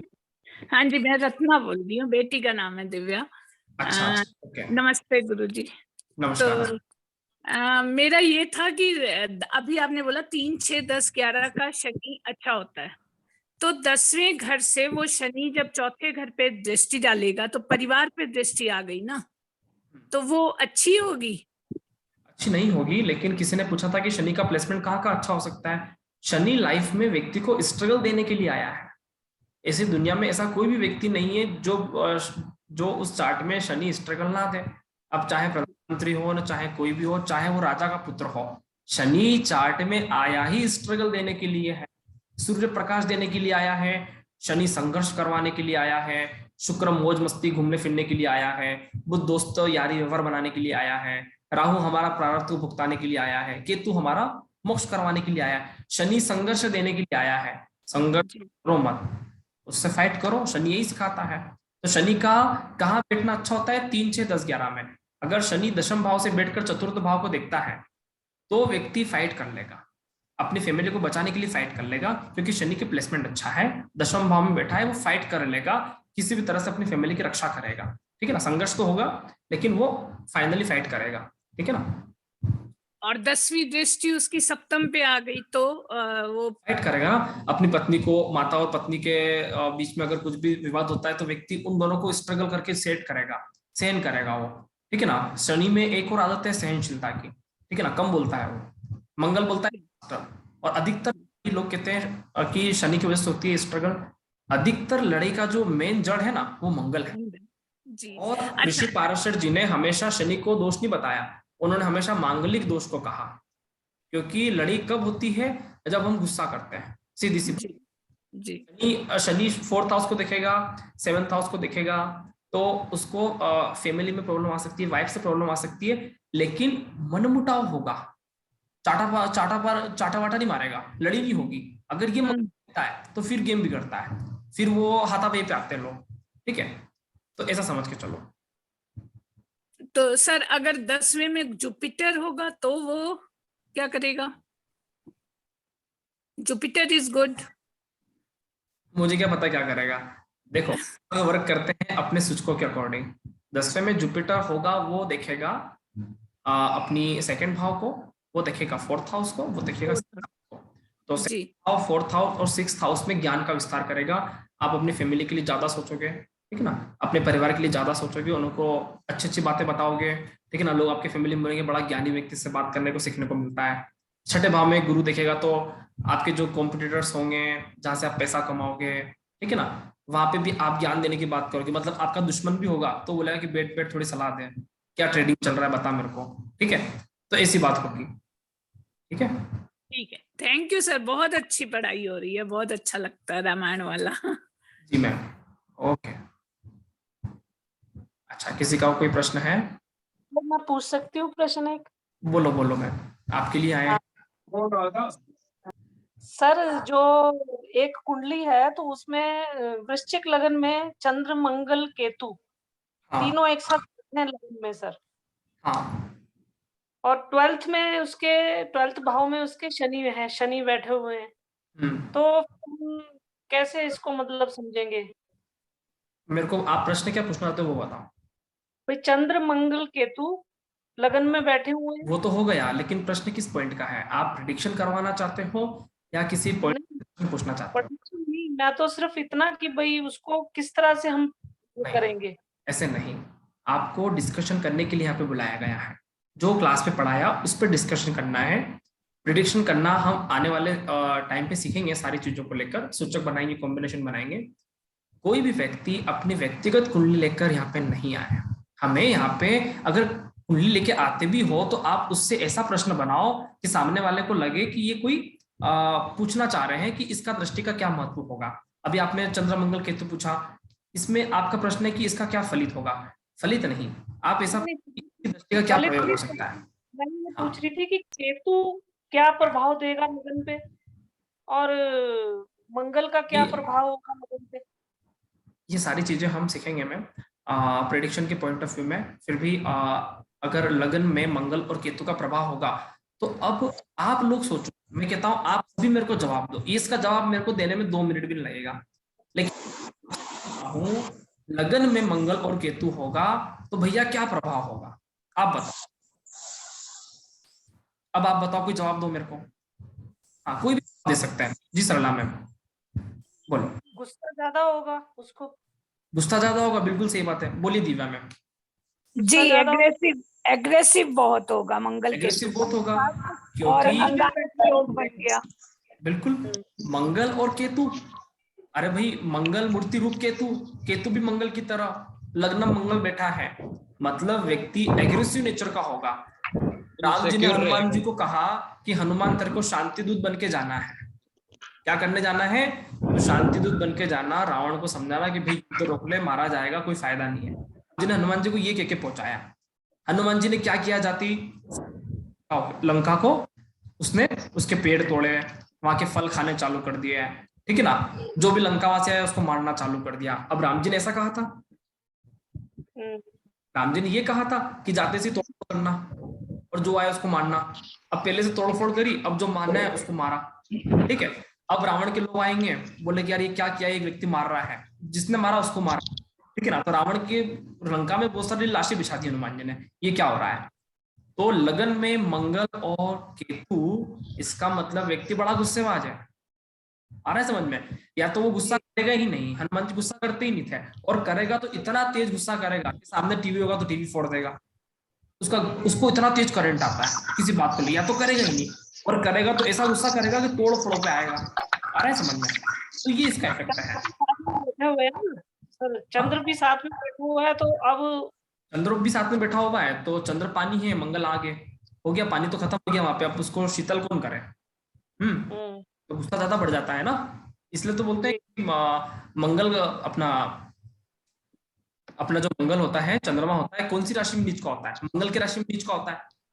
जी तो वृश्चिक राशि में नीच का होता है, मंगल की राशि में। ये सारी चीजें इंटरलिंक है। अभी किसने प्रश्न पूछा था ये वाला, उत्तर मिला मैडम आपको कि मंगल केतु चंद्रमा लग्न में तो क्या रिजल्ट आएगा? सही, बहुत बढ़िया सर। मिल गया ना, उत्तर मिल गया ना। और आप सभी स्टूडेंट नहीं दिया उत्तर भी, मतलब चीजें समझ में आ रही है, ठीक है। इस तरह से उसको हम इंटरलिंक कर सकते हैं और समझ सकते हैं।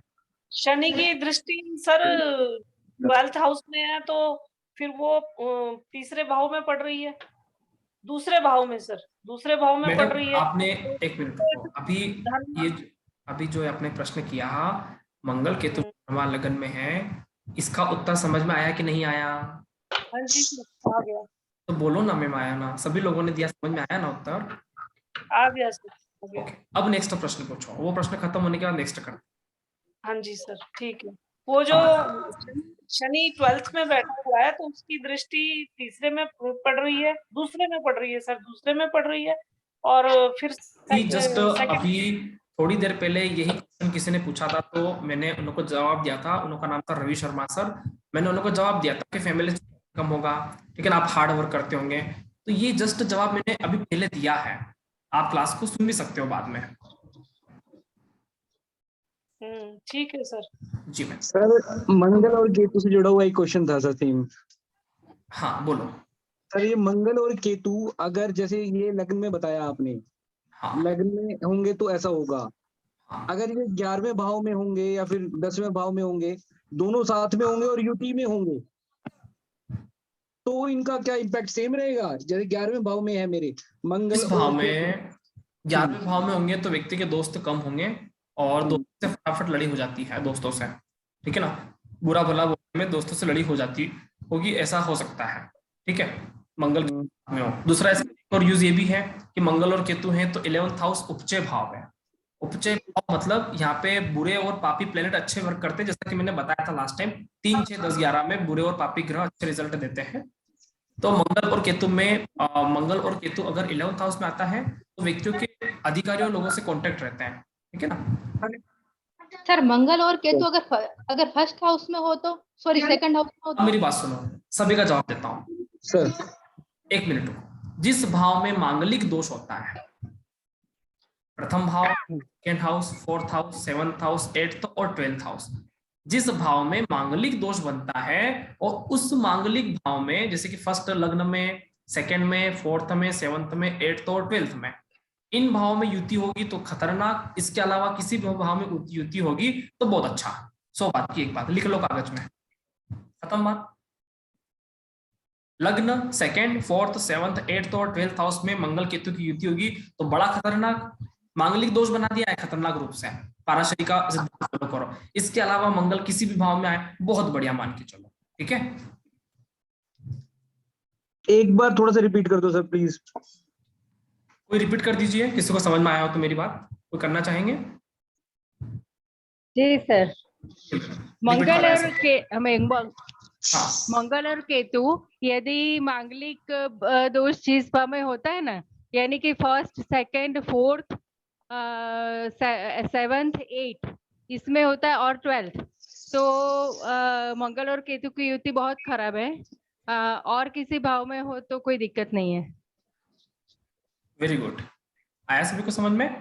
मंगल और केतु प्रथम भाव, second house, fourth house, seventh house, eighth house और 12th हाउस में अगर होता है तो वो युति बड़ी खतरनाक साबित हो सकती है। इसके अलावा मंगल और केतु की युति किसी भी भाव में होती है वो इतनी बेकार कभी भी साबित नहीं होगी, ठीक है ना? अगर सर एक्सक्यूज सर, हाँ सर केतु मंगल और शनि साथ में हो तो 12वें भाव में? कोई बात नहीं मैम, 12th हाउस में तो मांगलिक दोष है केतु मंगल, और मांगलिक दोष व्यक्ति का विवाहित जीवन के लिए समस्या देता है।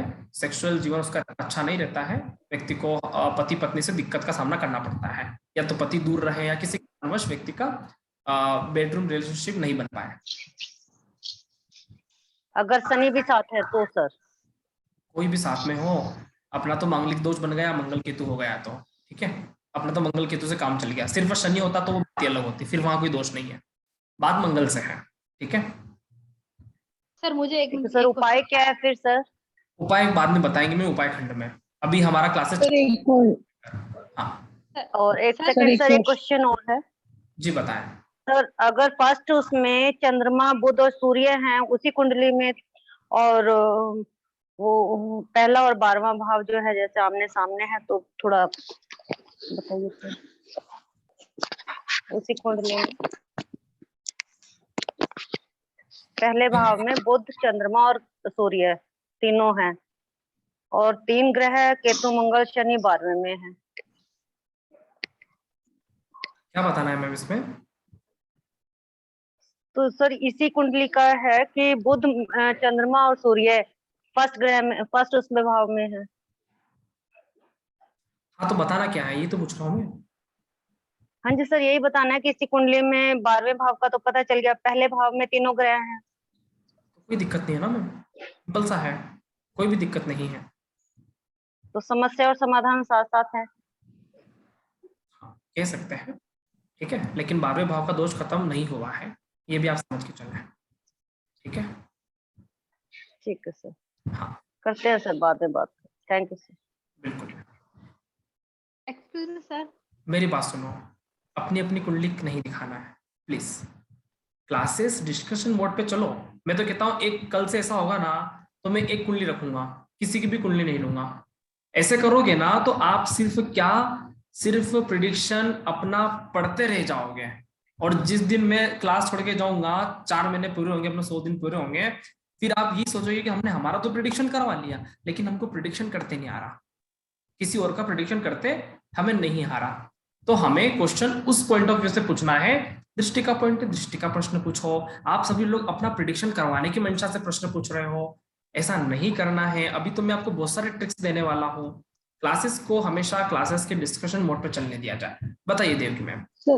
सर एक कंफ्यूजन था, हरे कृष्णा सर, मैं ये पूछना था, जैसे हम लोग नमस्कार ये बात कर रहे हैं ना कि जैसे अब दृष्टियों की कल बात हो रही थी, तो दृष्टियां चलो हम लोग सब लोग अपने अपने चार्ट में चेक कर रहे हैं कि कौन सी ग्रह की दृष्टि कहाँ पड़ रही है, बट जैसे अब 3rd नंबर पे हाउस पे पड़ रही है, परकर्म का हाउस है, तो हम उसको रिलेट नहीं कर पा रहे, तो इसको कैसे आगे हम लोग उस चीज को मैं चेक बता करें रहा हूँ कि अगर मैं बता रहा हूँ, देखो कल मैंने 3 तरह की बातें बताई थी।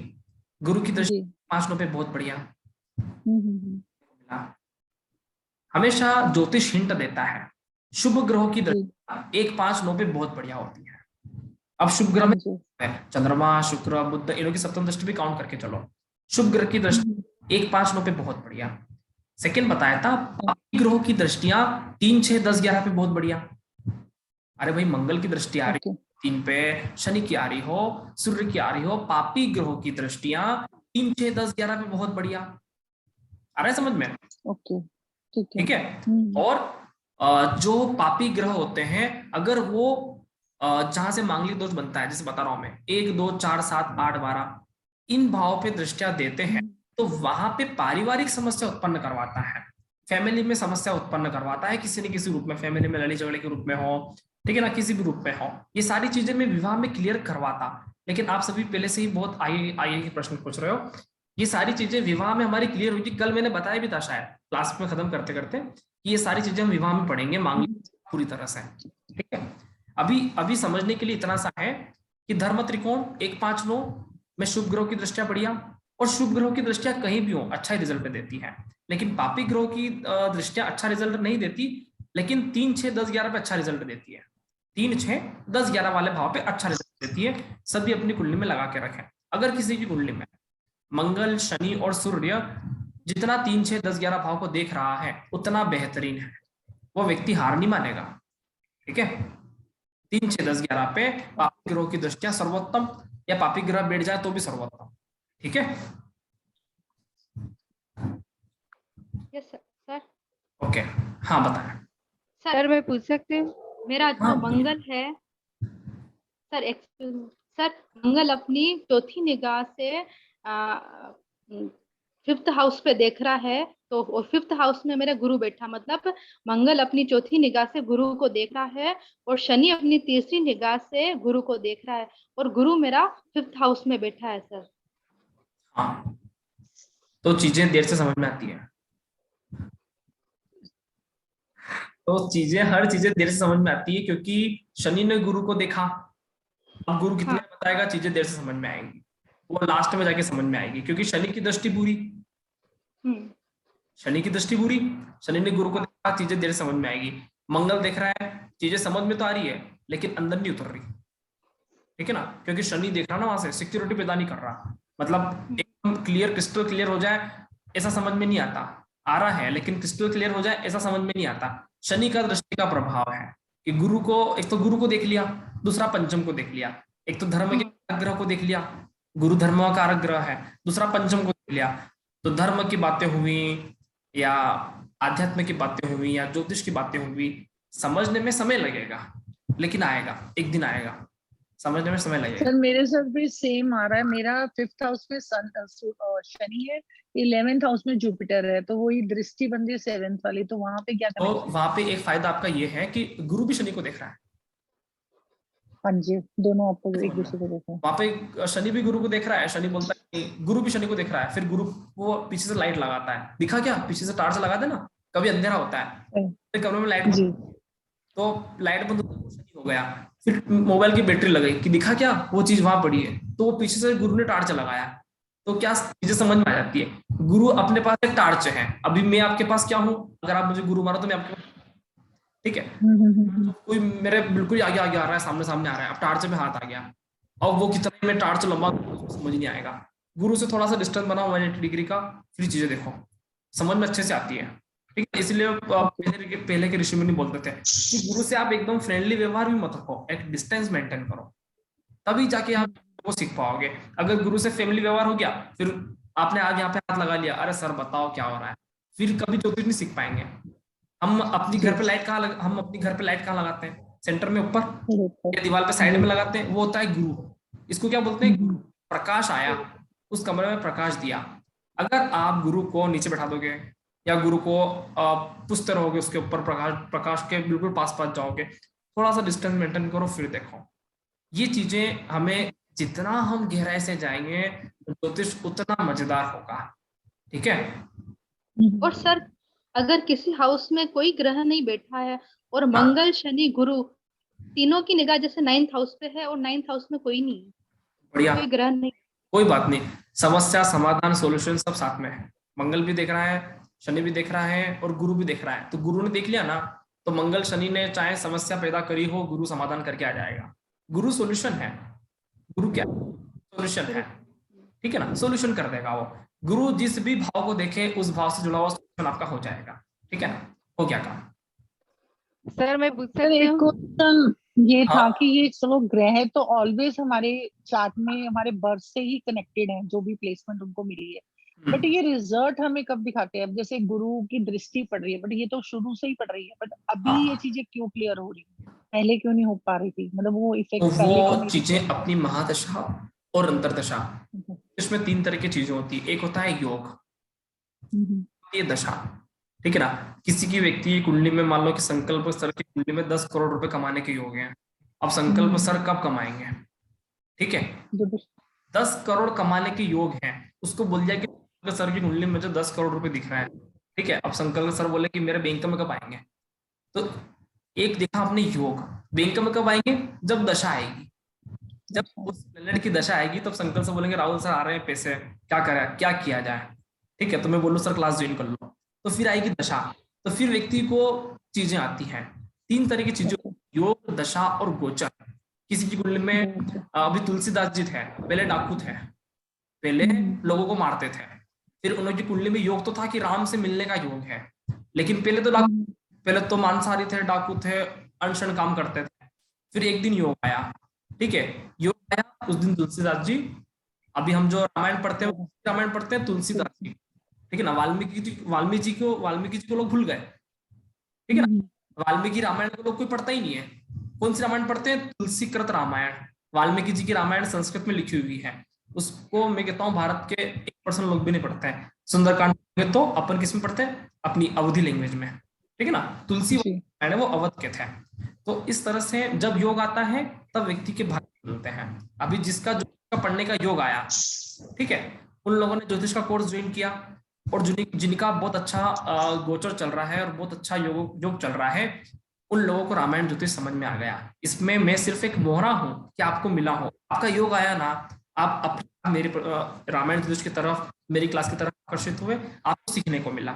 और अगर योग ना होगा तो हम पढ़ने के बावजूद भी हमारे कुछ न कुछ व्यवधान आ जाएंगे, क्लास पढ़ते समय ऐसा हो जाएगा, हम नहीं पढ़ पाएंगे। तो योग चलता है तो हम किसी चीज को लेकर एक परिपक्व होते हैं कि ये कार्य वो कब होगा वो बताती है दशा, और एकदम परफेक्ट कब होगा वो बताती है गोचर।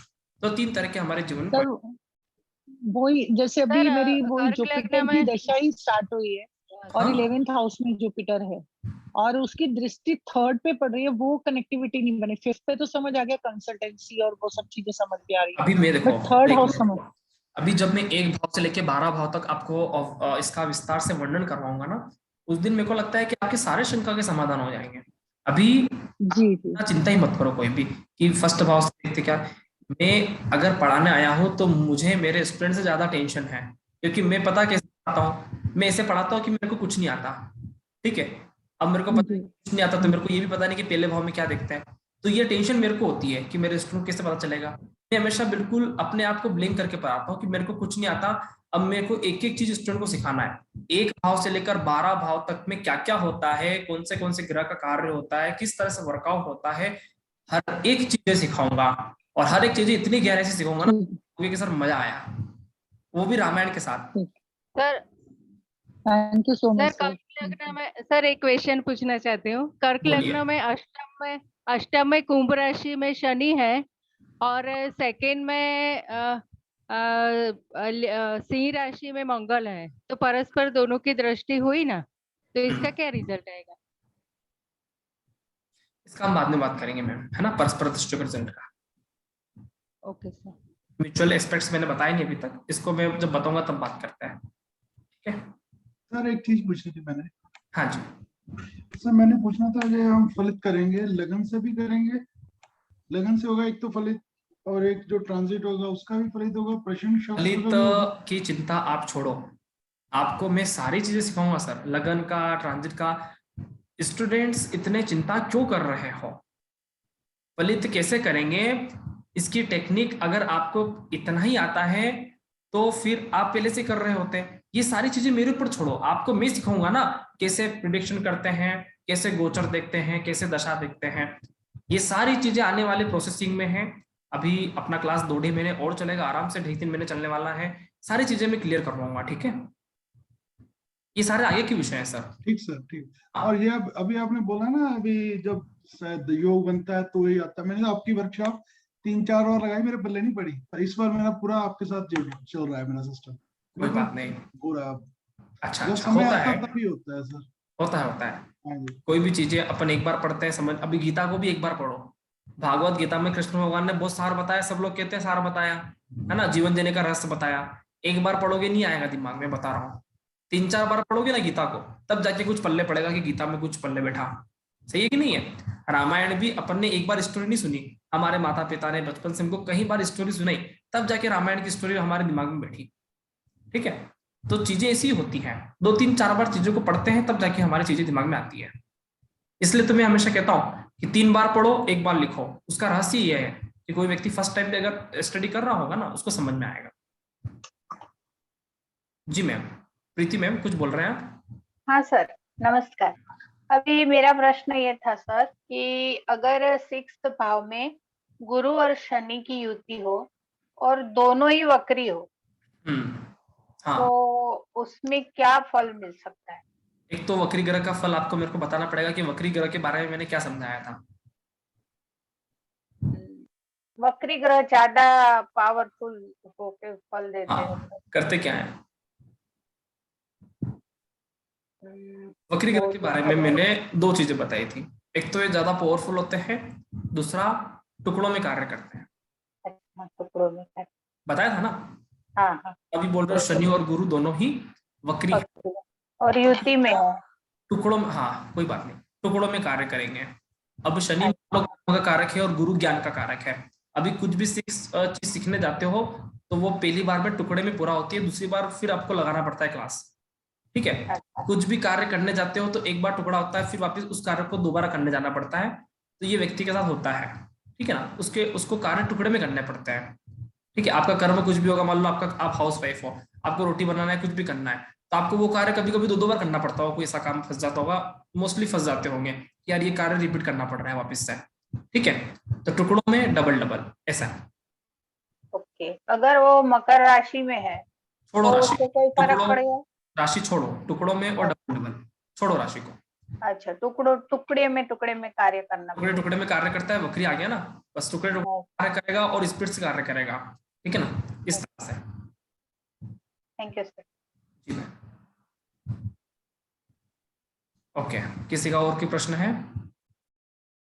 सरला मैम आपने हाथ एंड्रेस कर रखा है। हाँ जी सर।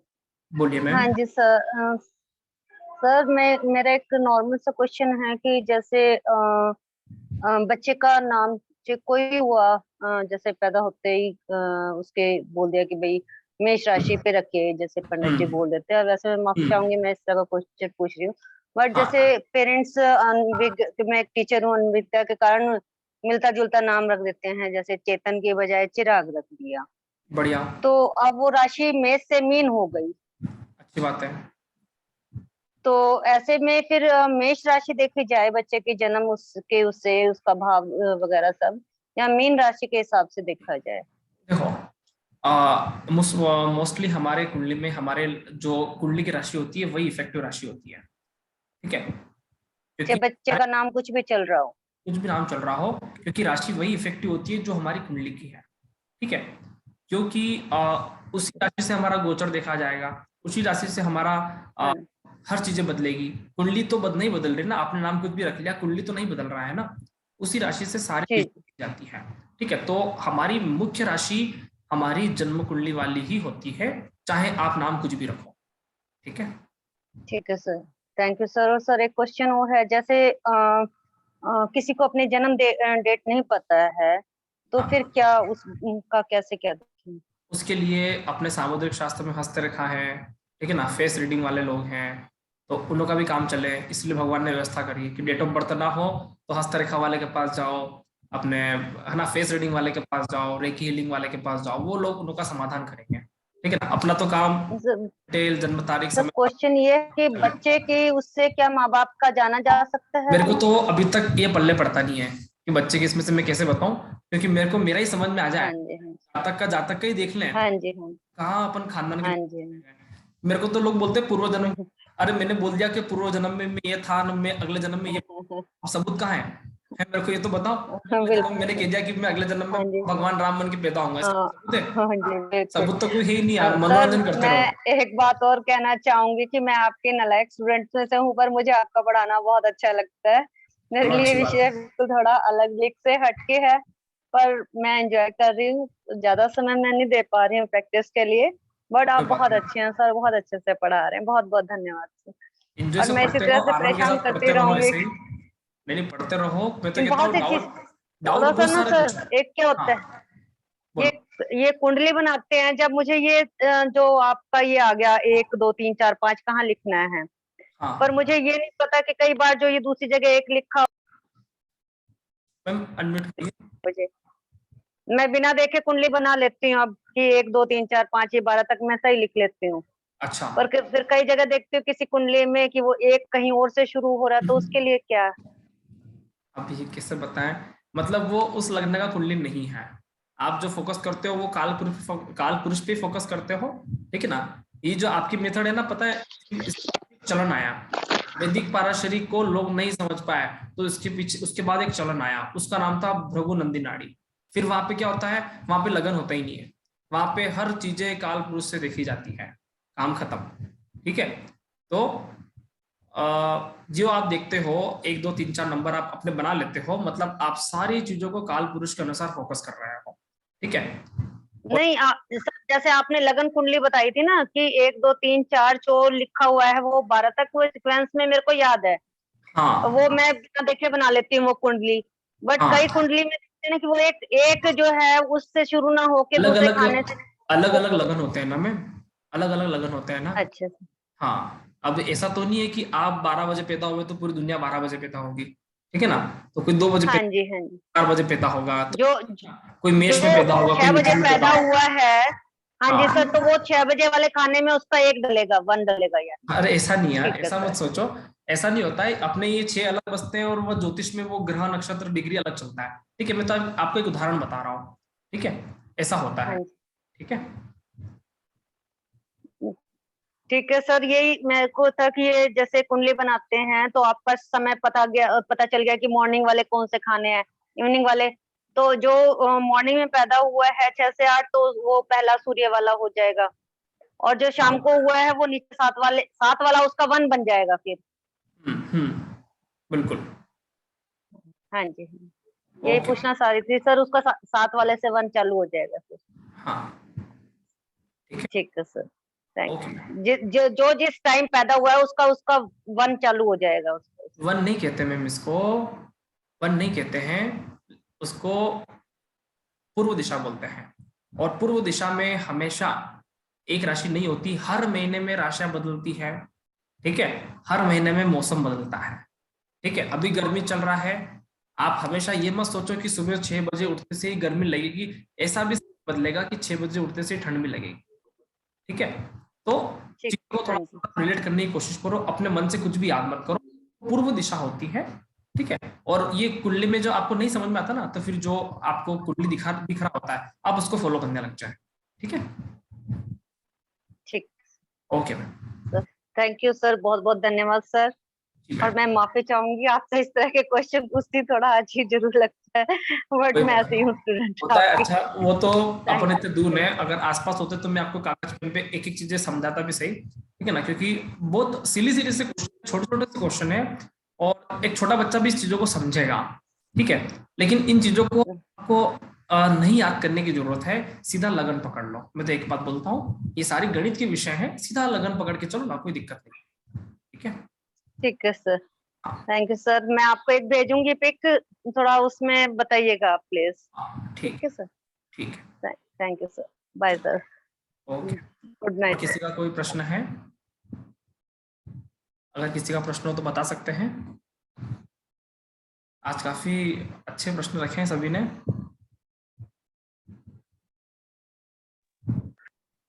सर मेरा सवाल बता दो प्लीज। मेरे को ये जानना था कि अष्टम बृहस्पति का मैं अपनी कुंडली से नहीं पूछ रही, जैसे आप बोलते हैं कि एक तरीके से हम ये मान के चलते हैं कि मैं बता रहा हूँ, लाइफ अष्टम, खत्म हो रही सुनो है। सुनो सुनो, अष्टम बृहस्पति मोक्ष त्रिकोण में बैठा है, तो वो 4 और 8 भाव को देखेगा, मतलब वो मोक्ष की तरफ बढ़ने की कोशिश करेगा और ज्ञान लेने की कोशिश करेगा। ठीक है, आध्यात्मिक ज्ञान लेने की कोशिश करेगा। अष्टम का गुरु मोस्टली व्यक्ति को स्पिरिचुअल उन्नति करवाता है, और जब भी उसकी दशा उसको सपोर्ट करती है तब। ठीक है ना? Thank you sir, thank you Okay. बहुत सर। एक्चुअली में जो इंटरेक्शन होता है तभी हम चीजों को अंदर तक ले जा पाते हैं, आत्मसात कर पाते हैं। मैं बार बार सवाल करती हूँ और आप कहते हैं कि ये मत पूछो, मेरे को बड़ा वो लगता है कि नहीं पूछूंगी तो पता कैसे लगेगा। चलिए अच्छी बात है, क्लियर हो गया ना? हाँ जी सर। सभी के डाउट क्लियर हो गए हैं? किसी का कोई भी प्रश्न हो तो बोल सकते हैं, ठीक है? क्लियर ना? ठीक है जी। सर मैं पूछूं एक? बिल्कुल मैम। शुरू में स्टार्टिंग में आपने बोला था केतु को गणेश जी, जबकि अभी केतु को हनुमान जी बोल रहे हैं। मैं तो गणेश जी वाला मैं तो गणेश जी कहाँ बोला मैम, कब बोला? स्टार्टिंग में बिल्कुल जब आपने रामायण स्टार्ट किया था तब आपने केतु को गणेश जी बताया था, तो वो कब से मैं सोच रही हूँ कि पूछूं। गणेश जी हनुमान जी देखते हैं हम केतु में। देखो केतु होता है पतली नुकीली चीज, गणेश जी बताया होगा, उसके पीछे का एक अच्छा सा लॉजिक है, किसी दिन समझाऊंगा। केतु होता है पतली नुकीली चीज, ठीक है ना? हनुमान जी के पास थी पूंछ, और गणेश जी के पास है सूंड। आ रहा है समझ में? हनुमान जी का नाम लेते हैं जब भी संकट आता है लास्ट में, पूंछ है ना उनके पास, हाँ जी, सबसे पीछे होती है, लास्ट में नाम लेते हैं। संकट आया तो बजरंगबली को याद किया, और गणेश जी के सूंड आगे है ना, सबसे पहले गणेश जी को याद करते हैं, क्योंकि उनकी सूंड आगे है, हनुमान जी की पीछे है। हनुमान जी को ऐसे याद नहीं करते लोग, जब टेंशन आती है, जब संकट आता है, तब जय बजरंगबली करते हैं लोग। आ रहा है समझ में?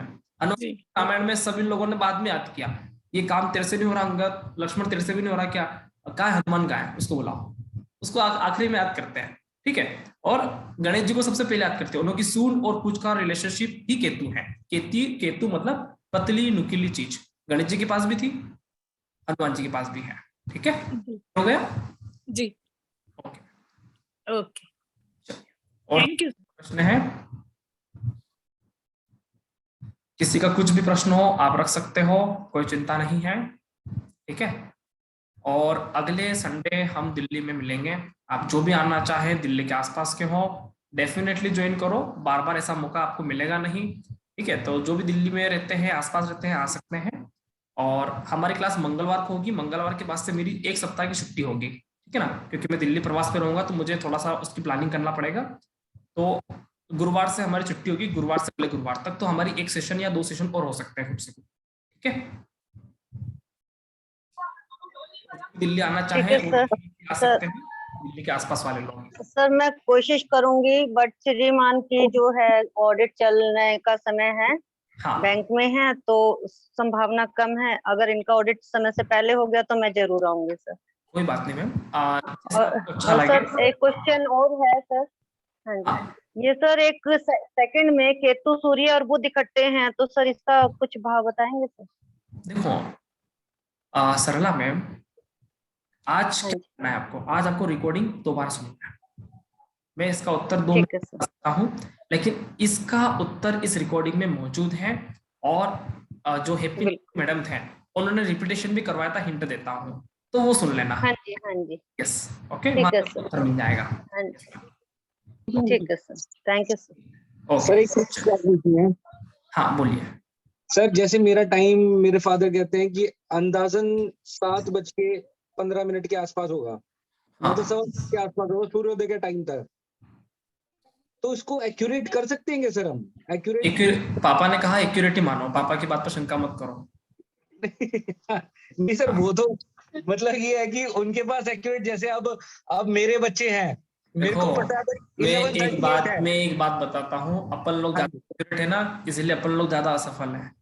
पहले ना अनुमान से काम करते थे, तो वो लोग ज्यादा सफल होते थे। वैदिक ज्योतिष 2 घंटे में लगन बदलती थी, तब ज्यादा सही होते थे। जब से ज्योतिष आई है ना, लोगों ने सब लोग लेना चालू किया, 1-1, 2-2 मिनट के चक्कर में पड़े, लोग पागल होके घूम रहे हैं। मैं बोल रहा हूँ केपी ज्योतिष वाले, उन्हें खुद ही पता नहीं चल रहा क्या हो रहा है।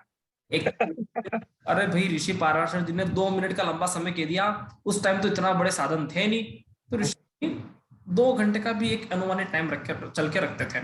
फिर भी बहुत सारे लोग आते थे, तो चंद्र कुंडली फोकस करना चालू किया। चंद्र कुंडली 2.25 दिन तक एक ही रहती है। अरे भाई उन ऋषि मुनियों के पास ऐसी कौन सी टेक्निक थी, वहां जाने की कोशिश करो कि 2.25 दिन तक भी कुंडली सेम बना के रखते थे वो हैं। तो उन्होंने कैसे प्रेडिक्शन करना चालू किया? अभी तो अपन 5 मिनट में ऐसा बोलते हैं, अभी अपने पास घड़ी आ गई। अरे अपनी ज्योतिष इतनी पुरानी है, जब घड़ियां नहीं होती थी पहर चलते थे, 2 पहर, ये तीसरा पहर चल रहा है, ये चौथा पहर चल रहा है। उस समय में कुंडलियां बनती थी और बिना घंटे मिनट सेकंड की कुंडलियां बनती थी और बेहतरीन रिजल्ट आता था और इतना बढ़िया प्रेडिक्शन होता था ना, आज के लोग नहीं कर पाते। आपको दावे से कह रहा हूं मैं, आज बिल्कुल इवेंट निकाल के बता दो, उसको पसीने छूटेंगे चेहरे पे। पहले एक अनुमानित टाइम पे वो प्रेडिक्शन करते थे, उसको बोलते थे सिद्धियां, कि वो लोगों को समझते थे। ठीक है, अपने आप को समझने की कला उनके अंदर थी। हमें वो सीखना है। जब से 1 घंटा मिनट और सेकंड में पढ़े ना, ज्योतिष का पूरा हो जाएगा, उसको पूरा गणित बना के छोड़ दिया। अरे भाई, आपका ज्योतिष गणित नहीं, जीवन जीने की कला है, आर्ट ऑफ लिविंग सिखाता है। आ रहे समझ में? 1-1, 2-2 मिनट, 5-5 मिनट के चक्कर में रहोगे तो कैसे, क्या मेरा क्या टाइम सही है? अरे पुराने जमाने में अपन जितने भी लोग हैं ना, यहाँ पे किसी का टाइम सही नहीं है। 5-10 मिनट ऊपर नीचे है, सभी का है। कोई एग्जैक्ट उस टाइम आपके माता पिता घड़ी लेके नहीं घूम रहे थे। डॉक्टर ने कहा क्या भैया ये लिख लिया है, और हम एग्जैक्ट टाइम लेके घूम रहे हैं ना, तो भी हमारे बच्चे संस्कारी नहीं मिलेंगे आपको जितने संस्कारी हम हैं। ये बता रहा हूं मैं। आ रहा है समझ में? क्योंकि ज्योतिष जीवन जीने की कला है, जीवन सीखना है। 1 घंटा मिनट चक्कर में क्यों पढ़ रहे हो? बिल्कुल सर, बिल्कुल, एब्सोल्युटली राइट सर, बिल्कुल। Okay, thank you sir. चलिए, अच्छा लगा, क्लास अच्छा लग रहा है, समझ में आ रहा है सभी को? बहुत बढ़िया जी, बिल्कुल मजा आ रहा है सर। मजा आ रहा है ना? मजे से पढ़ते रहो, ज्योतिष इतना मजेदार होगा आगे कि आप बोलोगे कि सर जादू होता है। मतलब प्रिडिक्शन करने की जरूरत नहीं, आपको सब ऐसा लगेगा कि जैसे रामायण के पात्र दिखे ना, राहु में रावण दिखने लग गया लोगों को, केतु में हनुमान दिखने लग गए, है ना, मंगल में लक्ष्मण दिखने लग गया, सूर्य में राम दिखने लग गया। ठीक है ना? राम कितने प्रतापी थे। समुद्र मंथन हुआ, वहां पे समुद्र हो रहा था, है ना, विनय न मानस जल्दी जड़ गए, 3 दिन बीती, है ना। राम जी को समुद्र देवता से विनती कर रहे हैं कि हमें स्थान दे दो भैया लंका जाने का। ठीक है ना? इतना तो उन्होंने धैर्य है कि जो व्यक्ति इतना धैर्य से बात कर रहा है, 3 दिन तक नहीं बात माना, एक बार निकाला, समुद्र देवता प्रकट हो गए कि मेरे ऊपर तीर मत लगाना। मतलब राम जी का प्रताप देखो कि एक तीर से समुद्र का सारा पानी खत्म कर सकते थे। विनय न मानस जल्दी जड़ गए, 3 दिन बीती, बोले राम सुगप करो भय बिन होए न प्रीति। राम को उस वक्त गुस्सा आया। मतलब इतना महाप्रतापी था कि एक धनुष बाण से पूरा समुद्र सुखा सकता था, लेकिन उन्होंने 3 दिन तक रिक्वेस्ट किया कि प्लीज आप हमको रास्ता दीजिए, है ना। सोचो धैर्य कितना होगा। इतना ही धैर्य सूर्य में होता है। आप उसको पानी दो या ना दो, बरसात के टाइम पानी देता है ना, सूर्य से ही पानी आता है, बरसात के टाइम पानी देता है। आप उसको चाहे अर्ध दो, इतना धैर्य उसके अंदर है कि अपने ही तो लोग हैं। आ रहा है समझ में? और इतना ताप सूर्य के अंदर था, एक धनुष बाण से पूरा का समुद्र सूख सकता था। सूर्य सुखाता है नहीं सुखाता समुद्र को, ठीक है ना, सूर्य की रोशनी। तो रामायण ज्योतिष आपको जीवन जीने का कला देता है। कुंडली में को याद रखने की जरूरत नहीं। मैं कहता हूँ इतना टेंशन लेने की, घूमने की जरूरत नहीं। ज्योतिष आप बहुत सारे लोगों से पढ़ लोगे, किताब भी पढ़ लोगे, लाखों लोगों को, रामायण ज्योतिष नहीं पढ़ पाओगे। ठीक है ना? जीवन जीने का कला सिखाता है रामायण ज्योतिष। ये सीख लो, मैं कहता हूँ आनंदमय जिंदगी हो जाएगी। ठीक है, क्लास अच्छा लग रहा है सभी को? बहुत बढ़िया, अच्छा लग रहा है? आप सभी खुश हैं? बढ़िया सर, लाजवाब सर। जी सर, अच्छा है क्लास। अच्छा, चलो। और किसी का कोई तो प्रश्न जिंदगी तो को नहीं इस है? पहलू से देखना, जिंदगी को बिल्कुल ही दूसरे नजरिए से और इस पहलू से देखने में कितना आनंद आ रहा है सर, हम शब्दों में बयान नहीं कर सकते। बिल्कुल, रामायण ज्योतिष है ही वो जादू। बोलते ना गुरु प्रकाश का कारक की गुरु लाइट। रामायण ज्योतिष हमको ज्योतिष की लाइट देती। ग्रह नक्षत्र राशि को कैसे याद करें वो हमें लाइट देता है। राम हमारे जीवन में प्रकाश देते हैं ना, उसी तरह से रामायण ज्योतिष हमारे ज्योतिष को प्रकाश दे रही है। ज्योतिष को कैसे याद करें? थैंक यू सर, बहुत बहुत आभार। ओके, आज का क्लास यही समाप्त करते हैं। तमाम सर, धन्यवाद सर। नमस्कार, सभी को बहुत बहुत धन्यवाद।